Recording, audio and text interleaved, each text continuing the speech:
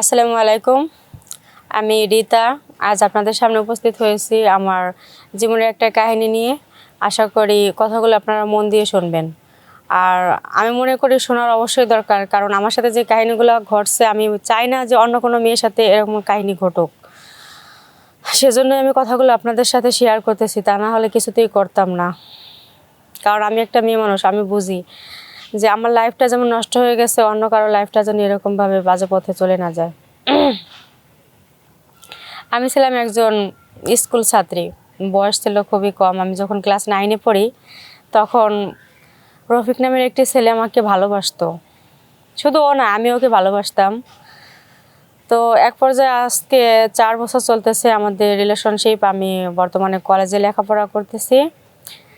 4 বছরের ভিতরে 1 বছর সম্পর্কটা আমাদের ছিল মানে ওটা সামাজিকভাবে নেওয়ার মতো, যেটা সবাই জানতো যে আমরা সম্পর্ক করি, কিন্তু আমাদের ভিতরে খারাপ কিছু ছিল না। ও আমাকে ভালোবাসতো, আমি ওকে ভালোবাসতাম। তো 1 বছর পরে যখন আস্তে আস্তে ধীরে ধীরে আমাদের ভালোবাসাটা গভীরতার দিকে যায়, তখন রফিক আমাকে বলে যে আমরা তো শুধু দেখা করি, ঘুরি ফিরি, তো আমরা কি পারি না একসাথে রাত কাটাতে বা একসাথে সময় দিতে?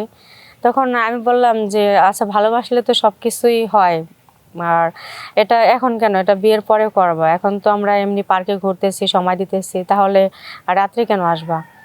ও বলতেছে যে না, আমাদের বাসা তো আর দূরে না, তোমার আমার বাসা কাছাকাছি। এমন তো না যে আমরা এক জেলা থেকে অন্য জেলায় যাওয়া লাগবে বা দ্রুত রাস্তা। তো আমি চাইলে তো তোমার বাসায় আসতেই পারি, আর তুমি তো একলা রুমে থাকো, তাহলে সমস্যা কি? পরে আমি বললাম হ্যাঁ ঠিক আছে, আসতে পারো, আমিও তো তোমাকে ছাড়া থাকতে পারি না। আর তুমিও তো এমন সিদ্ধান্ত নিছো যে এত তাড়াতাড়ি আমাকে বিয়ে করবে না, শর্ত দিয়ে রাখছো, যার কারণে আমি কিছু করতে পারতেছি না। পরে আমি ওকে বললাম, বলার পরে ও আসলো আমার বাসায়। আসার পরে আমি যখন রাতে খাওয়া দাওয়ার পর ঘুমাইতে গেছি, মানে আব্বু আম্মু জানে যে আমি রুমের ভিতরে পড়তেছি, কিন্তু আসলে আমি পড়তেছিলাম না, আমি ওর সাথে ফোনে আলাপ করতেছিলাম। তখন রফিক বলতেছে যে আমি আসবো, তুমি দরজা খুলে রাখো। তো ভালোবাসা টিকায় রাখার জন্য আর ওর আবদার পূরণ করার জন্যই আমি ঘরের দরজা খুলছিলাম। এমনকি মানে মন থেকে চাইছিলাম, যার জন্য আমার বিশ্বাস ছিল যে ও আমাকে বিয়ে করবে, সংসার করবে। তো আমি ওর সাথে মিশলে আমার তো লস নেই, আমার তো লাভই হবে। আজ না হয় কাল ওর বউ তো আমি হচ্ছি, এটা আমার সবসময় দীর্ঘ বিশ্বাস ছিল। তো এক পর্যায়ে এমন করতে করতে আজকে আমাদের রিলেশনশিপ 4 বছর চলে। তার ভিতরে 3 বছরই আমরা এভাবে স্বামী স্ত্রীর মতো আছি, কিন্তু বাস্তবে আমরা কেউ কাউকে বিয়ে করিনি। ও শুধু আমাকে বলেই যে আমি তোমাকে বিয়ে করব, কিন্তু করে না।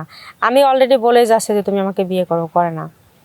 তো হঠাৎ করে যে 1 মাস হইলো ও হুট করে বিয়ে করে ফেলছে, আর সেটা আমাকে বলেও নাই যে ও বিয়ে করবে বা করতে চাচ্ছে। বিয়ে করার পরে আমি জানতে পারি যে রফিক নতুন আরেকটা মেয়েকে বিয়ে করছে, আর এই মেয়ের সাথেও নাকি ওর গোপনে সম্পর্ক ছিল। কিন্তু আমাকেও বোঝাচ্ছে কি যে ওর বাবা মা নাকি ওকে চাপ দিয়ে বিয়ে করাইছে, হ্যান ত্যান, ওই মেয়েকে চাইতো না। আর আমাকে আশেপাশের লোকজন বলতেছে যে না, এটা ওর ইচ্ছেতে বিয়ে হয়েছে, এমনকি ও ওই মেয়েকেও ভালোবাসতো।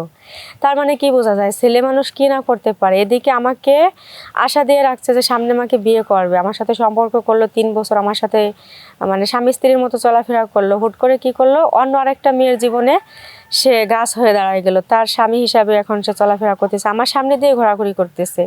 আসলে খুব কষ্ট লাগে যখন দেখি, খুবই কষ্ট লাগে যে আমি একটা মেয়ে মানুষ, আমি নিরপরাধ ছিলাম। যতটুকু অপরাধ করেছি ওর ভালোবাসা পাওয়ার জন্য করেছি। আর অপরাধ করার একটাই কারণ যে আমি ওকে বিশ্বাস করতাম, আমি জানতাম যে ও আমাকে বিয়ে করবে কনফার্ম। আর সেটা না করেও কী করলো, ও আরেকজনের স্বামী হয়ে গেল। ও আমাকে এখন মনে করতেছে না যে আমি ওর অতীতে ছিলাম বা বর্তমানে আছি কি না, এটা ওর মাথায় একদমই নিতেছে না। ও কী করতেছে, ও অন্য আরেকজনকে নিয়ে সুখে শান্তিতে সংসার করতেছে। আর এটা আমি মানতে পারতেছি না, যার জন্য আজকে ভাইয়ার সাথে আমি কথাগুলো শেয়ার করলাম। জানি না ও এই ভিডিওটা দেখবে কি না, দেখে কি মনে করবে। আমার বিশ্বাস যে ভিডিওটা দেখার পরে ও আবারও আমার কাছে ফিরে আসবে, কারণ আমি ওকে আগেও ভালোবাসতাম, এখনও বাসি, বাকি জীবনে ওকে আমি ভালোবেসে যাব। আর ও বিয়ে করছে তাতে আমার কিছু যায় আসে না। ও যদি আমাকে দ্বিতীয় নাম্বার বউ করেও রাখে, তাতেও আমি ওর বউ হতে চাই। আমি চাই না যে আমার জীবনে দ্বিতীয় কোনো পুরুষ আসুক, কারণ আমি ওকে ভালোবেসে সব কিছু দিয়ে ফেলেছি। আমার কাছে এখন নতুন করে দেওয়ার মতো কিছুই নাই। ওকে আমি স্বামী হিসেবে আগেই বরণ করে নিয়েছি, শুধু আমাদের বিয়েটাই বাকি আছে। জানি না রফিক তুমি ভিডিওটা দেখতে পারবা কিনা বা দেখে আমার কথা মনে করবে কিনা, আমি কিন্তু আজীবন তোমাকে মনে রাখবো। এটাই আমার শেষ কথা। ধন্যবাদ সবাইকে।